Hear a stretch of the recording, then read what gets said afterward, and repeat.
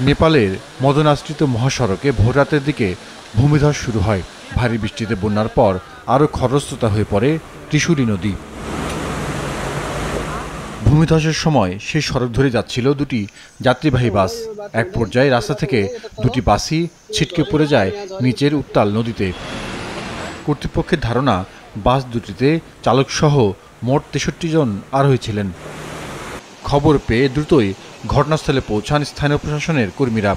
শুরু হয় ত্রিশূলী নদীতে তল্লাশি অভিযান।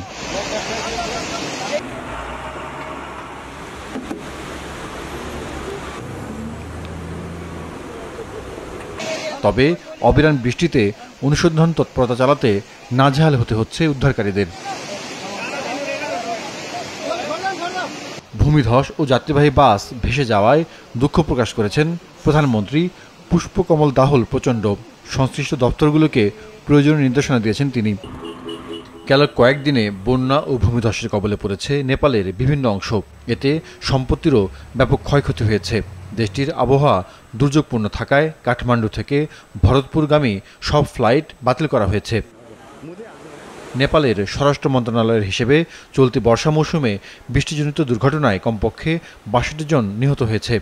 আহত হয়েছে বহু মানুষ। বেশিরভাগ হতাহত ভূমিধসের কারণে। নিখোঁজ আছে বেশ কয়েকজন।